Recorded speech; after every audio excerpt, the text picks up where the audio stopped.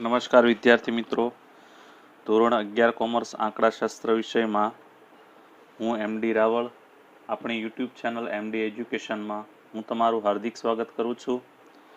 આપણે આજે chapter number 3 મધ્યવર્તી સ્થિતિના માપ ચાલુ કરી રહ્યા છીએ અને ગઈકાલે જ હજી ગવર્મેન્ટનો નિર્ણય આવ્યો છે કે 70% અભ્યાસક્રમ રહેશે અને 30% અભ્યાસક્રમ બાદ થશે. તો એની પીડીએફ ઓલરેડી વોટ્સએપ અને ઇન્સ્ટાગ્રામ પર ફરતી જ છે, તો તમે મેળવી શકશો. અને ન હોય તો જે તે ટ્યુશન કે સ્કૂલના શિક્ષકો પાસેથી અથવા આસિસ્ટન્ટો પાસેથી અથવા ક્લાસીસના કે સ્કૂલના પ્રિન્સિપાલ કે સંચાલકો પાસેથી મળી રહેશે. હવે આજે આપણે ફક્ત ચેપ્ટર નંબર 3ની અંદરથી કેટલો અભ્યાસક્રમ નીકળી ગયો છે તેની પહેલા ચર્ચા કરી લઈએ. ચેપ્ટર નંબર 3માંથી ટોટલ આટલા ટોપિક છે: મધ્યવર્તી સ્થિતિના માપ, એમાં અર્થ, સારી સરેરાશના લક્ષણો, મધ્યક, એમાં સાદવ મધ્યક, મિશ્ર મધ્યક, ભારિત મધ્યક, ગુણોત્તર મધ્યક, મતલબ 4 પ્રકારના મધ્યકો છે. એમાંથી જે આ મધ્યક છે, મિશ્ર મધ્યક અને ભારિત મધ્યક, એ બંને અભ્યાસક્રમમાંથી અત્યાર પૂરતા લોકડાઉનને કારણે નીકળી ગયા છે. મિશ્ર મધ્યક અને ભારિત મધ્યક આપણા અભ્યાસક્રમમાં નથી. ત્યાર પછી સ્થાનીય સરેરાશ આખું અભ્યાસક્રમમાં છે: મધ્યક, મધ્યસ્થ, ચતુર્થક, દશાંશકો અને શતાંશકો. એટલે એ ટોપિક આપણે આખો ભણવો પડશે. બહુલક, બહુલકમાં 2 રીત છે, એક સૂત્રવાળી રીત અને બીજી છે આલેખની રીત. તો આ આલેખવાળી રીત નીકળી ગઈ છે, અભ્યાસક્રમમાં નથી. ત્યાર પછી આ આખો ટોપિક નીકળી ગયો છે મધ્યક, મધ્યસ્થ અને બહુલકનો તુલનાત્મક અભ્યાસ. મતલબ કે જે z બરાબર 3m - 2x વાળું સૂત્ર 10માં આવતું હતું, એ અભ્યાસક્રમમાંથી હાલ પૂરતું નીકળી ગયું છે. એ ત્રણેયનું જે મિક્સ સૂત્ર આવતું હતું એ આ વર્ષે પૂછાશે નહીં. આમ તો 11મા ધોરણમાં આ 30% અભ્યાસક્રમ આ ચેપ્ટરમાંથી નીકળ્યો. એવી રીતે દરેક ચેપ્ટરમાંથી થોડું કે જે આગળ આવે છે અથવા ઉપયોગી નથી, એવા ટોપિક આ લોકોએ કાઢી નાખેલા છે. આ જે ભારિત મધ્યક છે ને, એ 12મા ધોરણમાં આવે છે, એટલે કદાચ એવું વિચાર્યું હશે કે અત્યારે ન શીખવીએ તો ચાલે, 12મામાં શીખી લેશે. પછી આ મધ્યક, મધ્યસ્થ ને બહુલકનો તુલનાત્મક અભ્યાસ છે ને, ઓલરેડી તમે 10મા ધોરણમાં શીખીને આવેલા છો. એટલે એ લોકોએ એવું વિચાર્યું કે ફરી પાછું રિવિઝન ન થાય તો ચાલે, કારણ કે ઓછા ટાઈમમાં વધારે ચલાવવાનું, વધારે શીખવવાનું. એટલે જે ચાલી ગયેલું છે અથવા જે ચાલવાનું છે આવતા વર્ષે, એવું અભ્યાસક્રમમાંથી નીકળી ગયું છે. જે અભ્યાસક્રમ નીકળેલો છે ચેપ્ટરોમાંથી, તે અભ્યાસક્રમ ક્યાં તો તમને આવડે છે, 10મા ધોરણમાં શીખીને આવેલા છો, અથવા તો એ વસ્તુ 12મા ધોરણમાં આવવાની છે, એવું આ ચેપ્ટરોમાંથી કાઢી નાખવામાં આવેલ છે. તો હવે આપણે સ્ટાર્ટ કરીએ મધ્યકથી. પહેલો ટોપિક મધ્યકનો છે, તો મધ્યકથી સ્ટાર્ટ કરીશું. પહેલા ટોપિકની અંદર પહેલો ટોપિક મધ્યક. મધ્યકને ઇંગ્લિશમાં મીન કહેવાય. એનો સંકેત એક્સ, એની ઉપર જે આડો લીટો કરીએ એને બાર કહેવાય. ગમે ત્યારે કોઈ પણ અક્ષરની ઉપર આડો લીટો કરવામાં આવે તો એને બાર કહેવાય. એક્સ બાર, વાય બાર, ટી બાર, ઝેડ બાર. તો મધ્યકનું સૂત્ર ઓલરેડી પહેલેથી જ આપણે 8મા ધોરણથી શીખતા આવ્યા છીએ. આમ તો 6ઠા ધોરણથી. 6ઠા ધોરણમાં આને સરાસરી કહેવામાં આવતું હતું, 7મા ધોરણમાં સરેરાશ, 8મા ધોરણમાં મધ્યક, 9મા ધોરણમાં મધ્યક, 10મા ધોરણમાં મધ્યક, 11મા ધોરણમાં પણ મધ્યક. મધ્યકનું એક કોમન સૂત્ર હતું, x બાર બરાબર સિગ્મા xi ના છેદમાં n. આ સિગ્માનો મતલબ સિગ્મા ખરેખર આવો હોય છે કે જ્યાં સિગ્મા એમની નિશાની ખરેખર આવી હોય છે.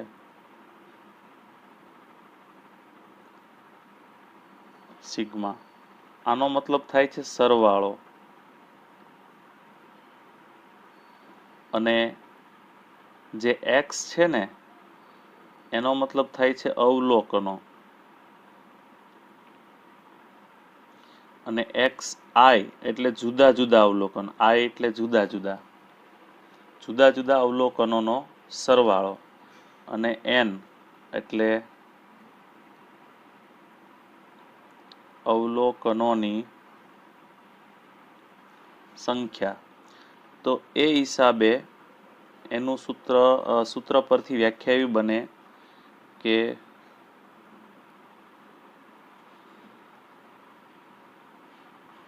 આપેલી માહિતીના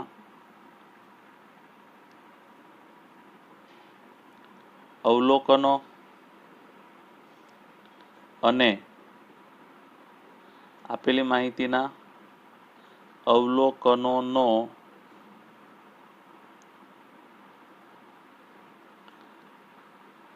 સરવાળો કરીને તેને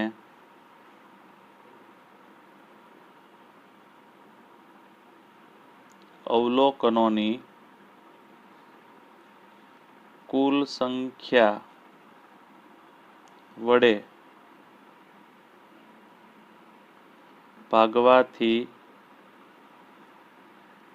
જે માપ મળે તેને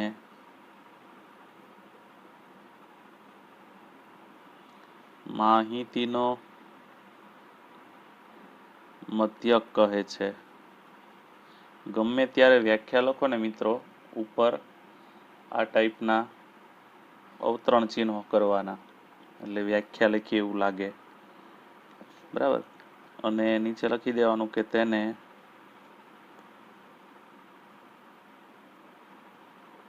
સંકેતમાં x બાર વડે દર્શાવાય છે. સંકેતમાં x બાર વડે દર્શાવાય છે. હવે આપણે મધ્યકના સૂત્રો વિશે વાત કરીએ.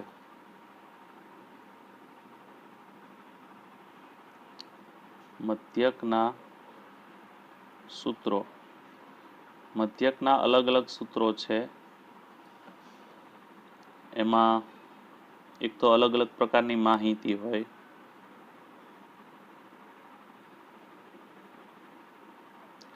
બીજું કે સીધી રીત,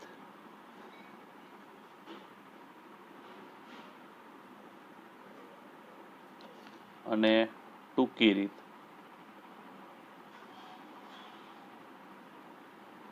બે પ્રકારની રીત છે. તો મિત્રો હું ખાના દોરી લઉં છું. અહીંયા પહેલું સૂત્ર, કયા ટાઈપની માહિતી હોય તો કયું સૂત્ર મૂકવું તેની વાત કરીએ. પહેલું,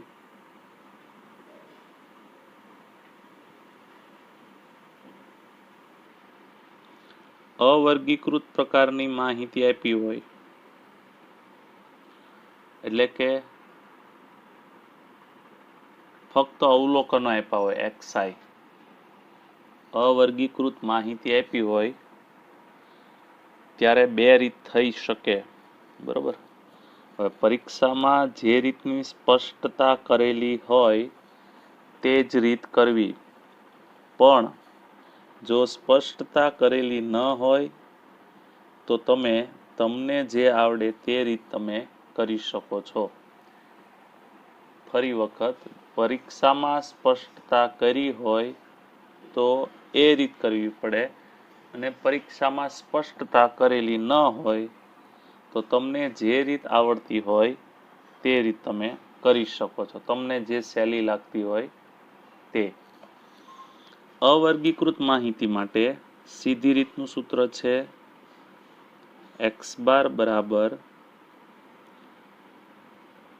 સિગ્મા એક્સઆઈ છેદમાં એન આ રહ્યું. અને ટૂંકી રીત માટે ટૂંકી રીતમાં ડીઆઈ આવે એવું યાદ રાખવાનું. ડીઆઈ આવે એટલે એ આવે તે એ પ્લસ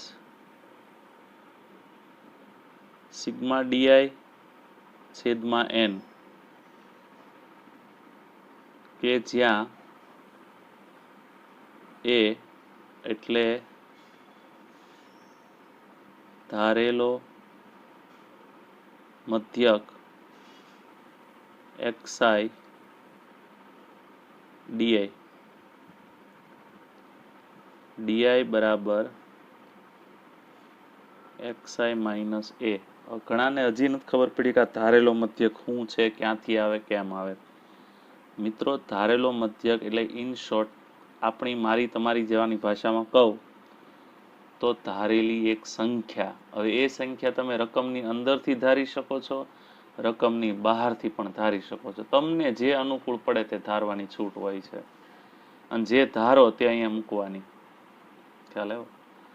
કોઈ પણ રકમ ધારી શકાય, દરેકનો જવાબ સરખો આવે. બરોબર? તમારી બાજુવાળાએ 50 ધાર્યા તો તમારે 50 ધારવાની જરૂર નથી. તમને અનુકૂળતા હોય તમે 100 ધારો, એને અનુકૂળતા છે એને 50 ધારી, એટલે અનુકૂળતા મુજબ વાત થાય. ત્યાર પછી વાત આગળ કરીએ બીજી રીત. આ એક રીત થઈ ગઈ. બીજી રીત છે વર્ગીકૃત માહિતીની રીત. વર્ગીકૃત માહિતી. આ વર્ગીકૃત માહિતી છે ને, એના બે પ્રકાર છે પાછા. પહેલો અસતત આવૃત્તિ વિતરણ.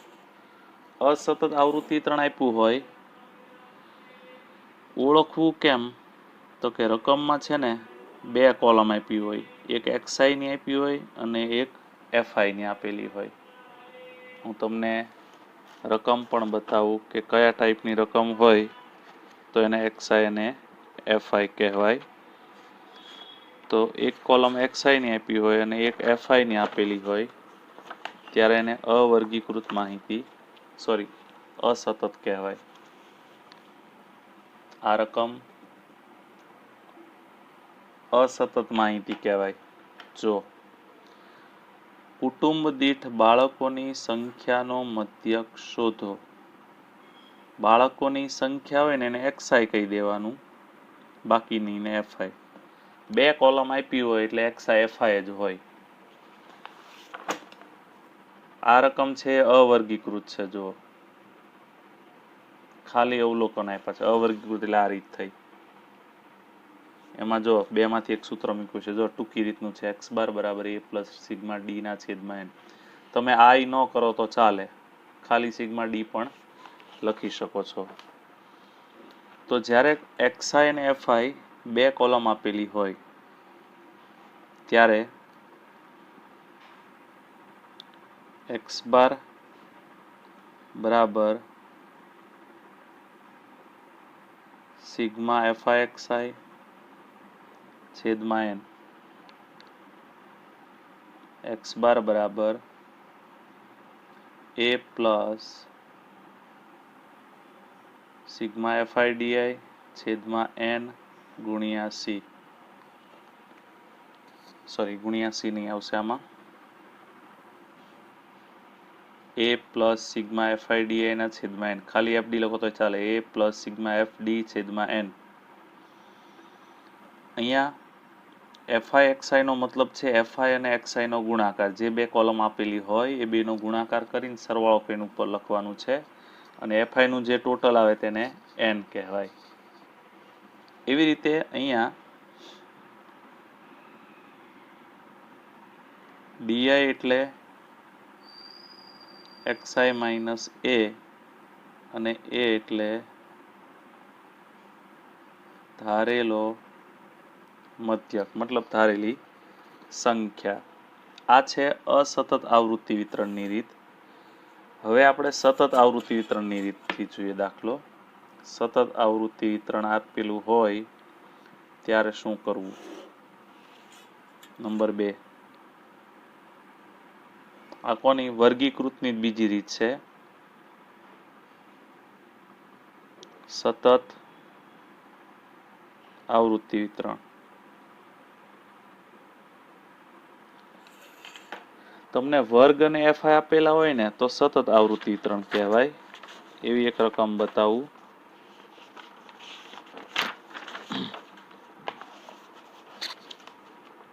જો આ છે ને રકમ સતત આવૃત્તિ વિતરણ છે. આ રકમ સતત આવૃત્તિ વિતરણની છે. વર્ગ આપ્યા છે 2000 થી 3000, 3000 થી 4000, 4000 થી 5000. અહીંયા આપેલા છે વર્ગ 2000 થી 3000, 3000 થી 4000, 4000 થી 5000, 5000 થી 6000, 7000, 8000, 9000. આને સતત આવૃત્તિ વિતરણ કહેવાય. સતત આવૃત્તિ વિતરણની અંદર પાછા વર્ગના બે પ્રકાર. વર્ગ બે પ્રકારના હોય. એક તો હોય નિવારક અને બીજું હોય અનિવારક. મેં હમણાં તમને જે વર્ગ બતાવ્યા તે નિવારક હતા અને અનિવારક એટલે 10 થી 14, 15 થી 19, 20 થી 24 એ ટાઈપના અનિવારક હોય. હવે નિવારક હોય કે અનિવારક, સૂત્ર આ રીતના જ આવશે. સીધી રીતે સૂત્ર સિગ્મા FIXI છેદમાં n. મતલબ ઉપરનું સેમ જ છે, કોઈ ફેરફાર નથી. મતલબ સીધી રીતની અંદર ટોટલ બે જ સૂત્ર થયા, એક આ અને એક આ. x બાર બરાબર સિગ્મા xi ના છેદમાં n, x બાર બરાબર સિગ્મા FIXI ના છેદમાં n. x બાર બરાબર a પ્લસ